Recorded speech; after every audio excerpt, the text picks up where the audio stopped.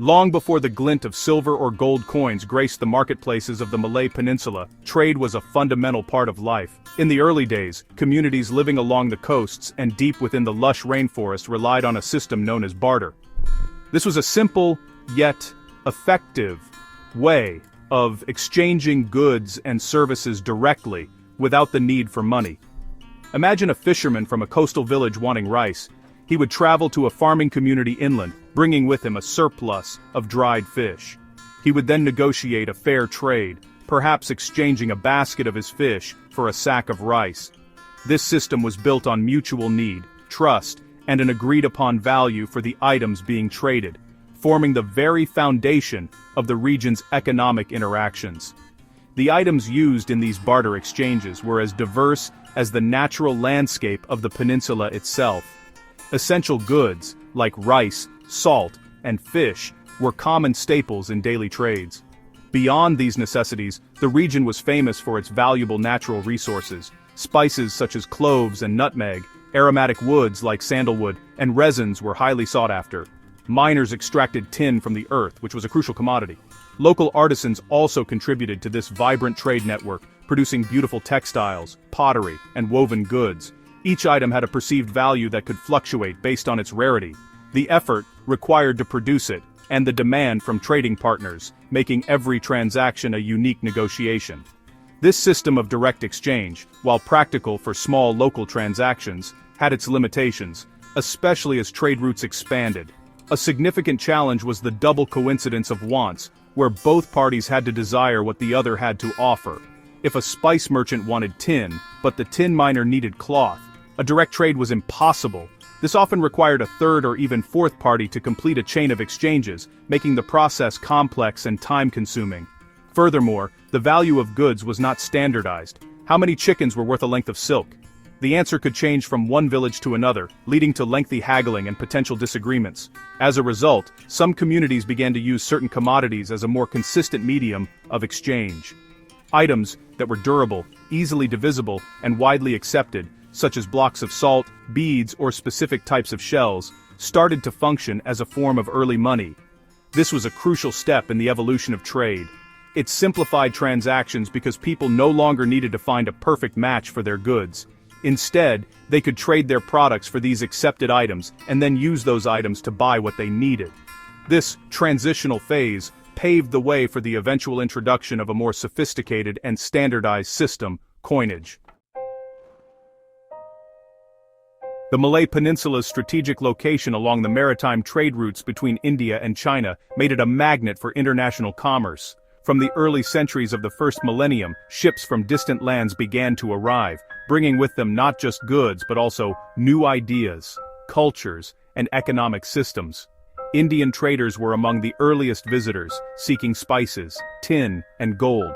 They were followed by Arab and Persian merchants who dominated the sea lanes of the Indian Ocean, connecting the peninsula to the Middle East and beyond. From the east, Chinese junks sailed in, carrying silk, porcelain, and tea, eager to trade for the exotic products of Southeast Asia. These foreign merchants introduced the concept of coinage to the local population. Instead of relying solely on barter, they brought with them coins from their home countries. Chinese traders used copper coins with square holes in the center, known as cash coins. These were often strung together in a standardized number, making them convenient for both small and large transactions.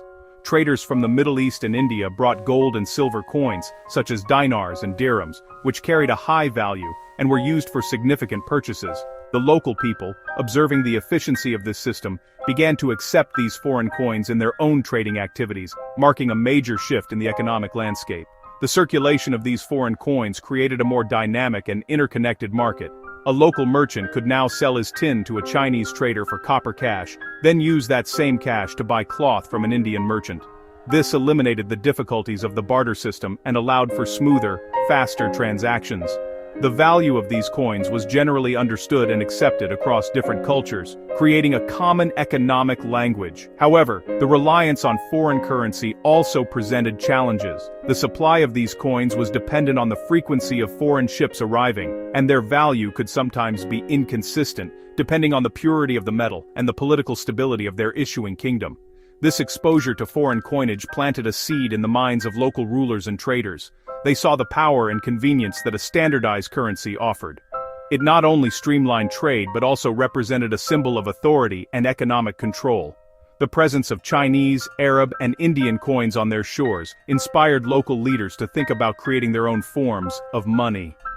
This desire to establish a local monetary system, tailored to the needs of their own communities and kingdoms, would soon lead to the development of unique and indigenous forms of currency, moving the peninsula one step closer to minting its very own coins. Inspired by the concept of money but not yet possessing the technology to mint coins, early kingdoms in the Malay Peninsula developed their own unique forms of currency. One of the most fascinating examples of this was the use of tin ingots, often cast in the shapes of animals.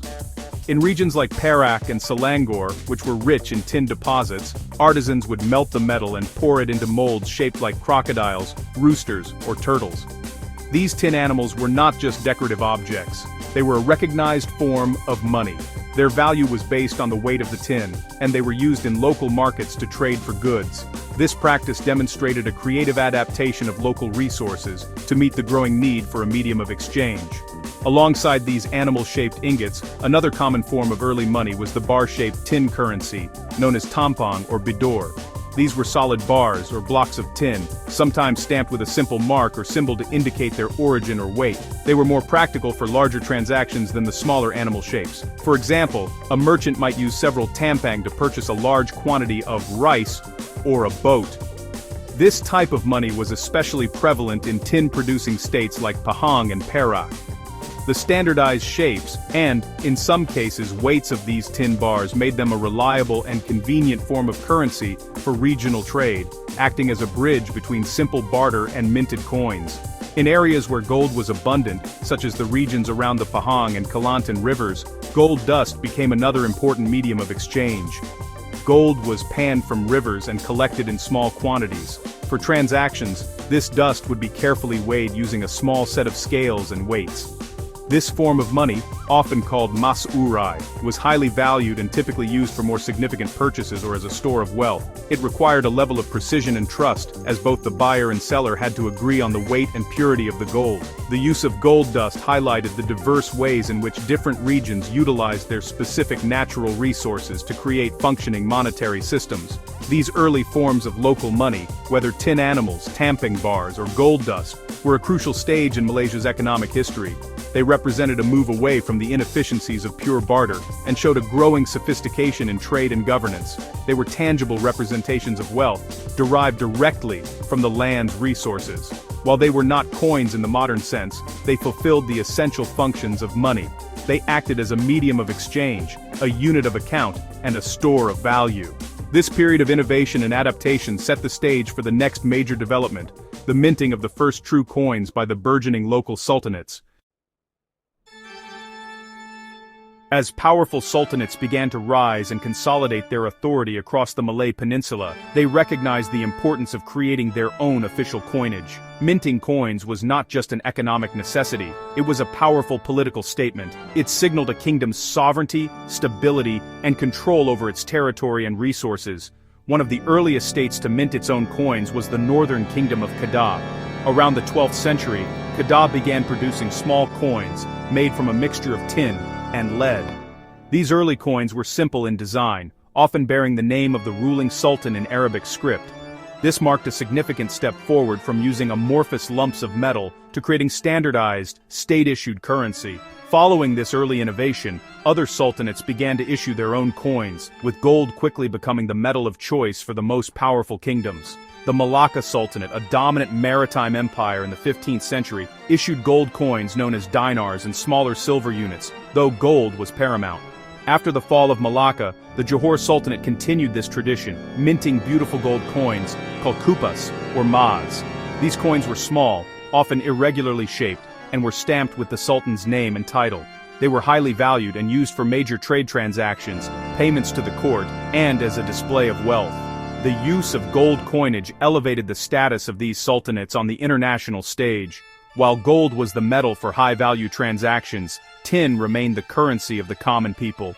Sultanates like Perak and Pahang, which had vast tin reserves, continued to produce tin coins, known as pitas, or joko.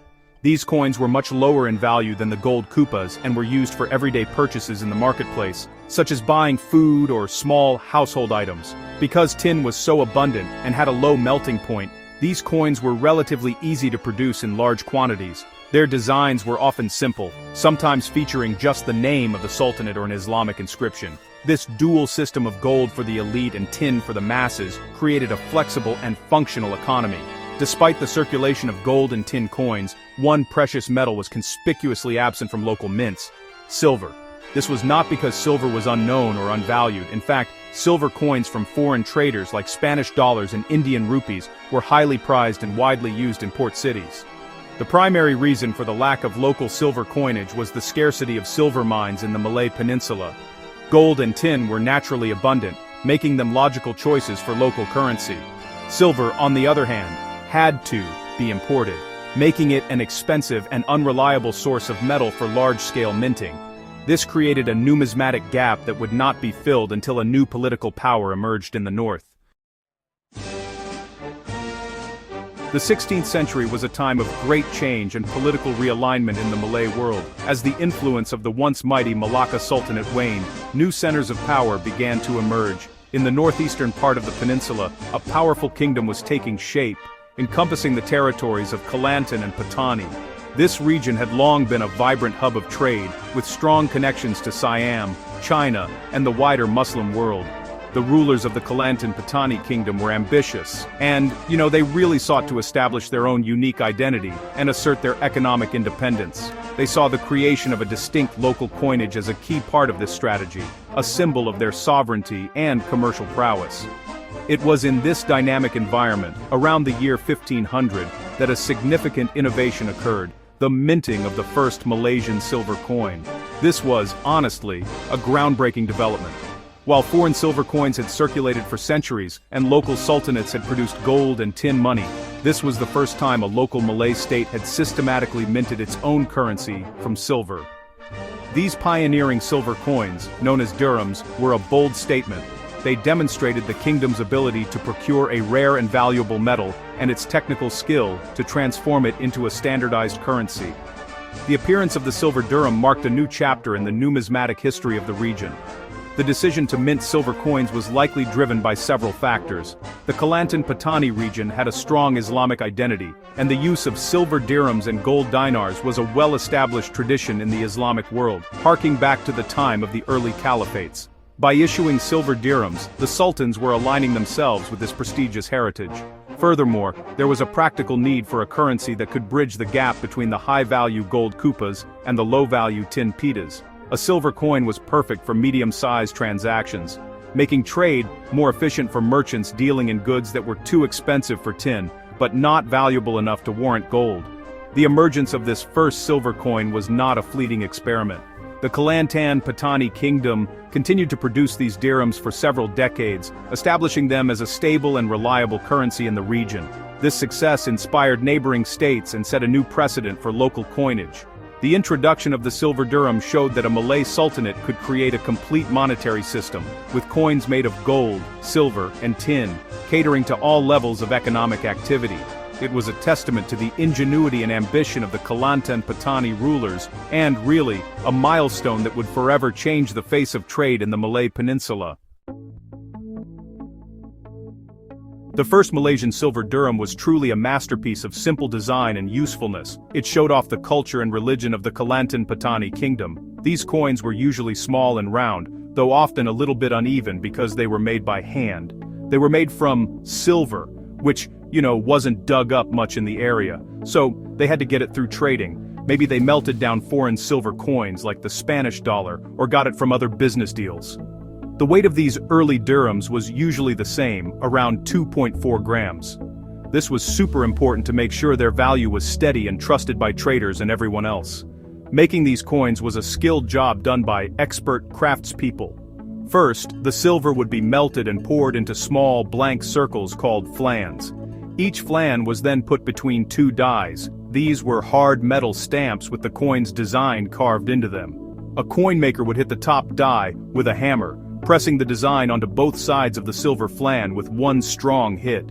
This old-school way of making coins, called hammered coinage, is why the coins often look a bit off-center or have designs that aren't perfectly even. But even with these small flaws, this method allowed for making a lot of standard money pretty quickly, which was quite amazing for that time. The designs on the Kelantan Patani dirham had deep meaning. Instead of pictures of rulers or animals, the coins had fancy writing. The words were written in Jawi, which is the Arabic alphabet used for the Malay language. One side of the coin usually said, Al-Sultan al-Adil, which means, the just sultan. This was a strong way to show that the ruler promised to be fair and govern rightly, which are really the main ideas of Islamic leadership. The other side often had the name of the sultan who was ruling, or a religious saying. This further showed the coin's Islamic identity and the sultan's power as a Muslim leader. Using Jawi writing and Islamic symbols was a clear choice. It visually connected the kingdom to the larger Islamic world, or Dar al-Islam, and made it clear that Islam was the official religion. Not having any pictures of people or animals followed the rules common in many parts of the Islamic world, which didn't encourage showing living things. These design parts made the coin more than just money. It was a way to share culture, religion, and political messages. Every time a dirham changed hands, it quietly reminded people of the Sultan's right to rule and the Islamic values of his kingdom. The success of the Kelantan Patani silver dirham did not go unnoticed by neighboring states. Rulers in the surrounding region saw the economic and political advantages of having a silver currency and were quick to follow suit. The Sultanate of Johor, a major power in the southern part of the peninsula, began to issue its own silver coins, which were similar in style and weight to the Kelantan Patani model. These coins also featured Jawi inscriptions and the title of the Sultan. The adoption of silver coinage by a prominent state like Johor helped to solidify its importance and encouraged its spread even further. The influence of the Kelantan Patani dirham extended northward and eastward as well. The Sultanate of Terengganu, located just south of Kelantan, also began minting its own silver coins. These coins, while having their own unique characteristics, clearly drew inspiration from the original dirham. This regional adoption created a more integrated economic zone in the eastern part of the peninsula, where merchants could trade more easily using a familiar type of currency. The spread of silver coinage facilitated interstate commerce, allowing traders to move goods between Patani, Kelantan, Terengganu, and Johor with a common and trusted medium of exchange. The design and standards set by the first dirham became a template for subsequent silver coins in the region. Most of the silver coins produced by other sultanates maintained a similar weight, size, and style. They consistently featured Jawi script, praised the just sultan, and affirmed the ruler's Islamic faith. This created a numismatic family of coins that were easily recognizable and interchangeable in the markets of various states. A merchant from Patani could confidently accept a silver coin from Johor, knowing its approximate value and legitimacy. This standardization was a key factor in the economic integration of the Malay sultanates during this period. This era of local silver coinage, however, was not destined to last forever. By the 17th and 18th centuries, the political landscape of the region began to change. The growing influence of European trading powers such as the Dutch and the British introduced new and more dominant currencies. The widespread circulation of the Spanish silver dollar, a large and high-purity coin, began to overshadow the smaller local dirhams. While local minting continued for some time, the Malay silver coins gradually became less common, eventually being replaced by the more powerful and internationally recognized currencies of the colonial powers. Silver coins played a vital role in the economic life of the Malay sultanates, occupying a crucial middle ground in the hierarchy of currency. While gold coins were reserved for large-scale international trade and royal transactions, and tin coins were used for small daily purchases, silver dirhams were really the workhorse of the regional economy. They were perfect for merchants buying and selling significant quantities of goods, such as textiles, spices, or pottery. A trader could use a handful of silver coins to purchase a bolt of silk or a sack of cloves, transactions that would have been cumbersome with tin and too small for gold. This made the silver dirham the preferred currency of the bustling port cities and marketplaces. Beyond commerce, silver coins were instrumental in the administration of the state. Sultans used them to pay soldiers, officials, and artisans in their service. More importantly, silver became a standard currency for tax collection. Subjects were often required to pay their taxes, or ufti, in the form of silver coins. This provided the Sultanate with a steady stream of revenue to fund the court, build infrastructure, and maintain its army. The ability to demand taxes in a specific state-issued currency further strengthened the ruler's control over the economy and his subjects. The circulation of silver for tax payments ensured that the coins remained in constant use throughout the kingdom. The importance of silver was also tied to its status as a precious metal. Although it was rarer than tin, it was more accessible than gold. For many people, owning silver coins was a way to store wealth. A family might save a small number of silver dirhams as a security for the future, to be used in times of emergency, or to pay for a significant life event, like a wedding. This function as a store of value made silver coins highly desirable. However, their very rarity meant that they were not always available in sufficient quantities. The supply of silver often depended on the fluctuating fortunes of international trade, which could lead to shortages and affect the stability of the local economy. The arrival of European colonial powers in the 17th and 18th centuries marked the beginning of a major transition. The Dutch and British introduced their own currencies, most notably the Spanish silver dollar, which was minted in the Spanish colonies in the Americas. This coin was large, contained a high and consistent amount of silver, and was trusted by traders worldwide. It quickly became the dominant currency for international trade in Southeast Asia, overshadowing the smaller local dirhams. Local sultanates found it increasingly difficult to compete, and the production of their own silver coins slowly declined, marking the end of an era of indigenous silver currency. During the colonial period, the diverse landscape of local Malay coinage was gradually replaced by a more uniform system imposed by the British. The Spanish silver dollar, along with its fractions, became the de facto currency of the Straits settlements, Penang, Malacca, and Singapore. To create a more standardized system, the British eventually introduced their own silver trade dollar in 1895, specifically for use in their Asian colonies. This was followed by the minting of silver coins for the Straits settlements, denominated in dollars and cents. These coins featured the portrait of the reigning British monarch, such as Queen Victoria or King Edward VII, a stark contrast to the calligraphic designs of the old Sultanate coins. The introduction of these colonial silver coins had a profound effect on the local economy. They were machine-milled, ensuring a level of uniformity and quality that was impossible to achieve with the old hand-hammered methods. This standardization facilitated trade and helped to integrate the Malay Peninsula into the broader global economy of the British Empire. Coins like the silver 50-cent, 20-cent and 10-cent pieces became commonplace in daily life, used for everything from paying wages to buying goods. While efficient, this new system also represented a loss of economic sovereignty for the Malay states, as the control of currency shifted from the Sultan's courts to the colonial administration in London. After Malaysia gained its independence in 1957, the nation began to forge its own modern identity, which included creating a new national currency. In 1967, Bank Negara Malaysia, the central bank, issued the first series of Malaysian coins. While the coins for general circulation were made from base metals like cupronickel, the memory of the country's rich numismatic history, especially its silver and gold coinage, was not forgotten.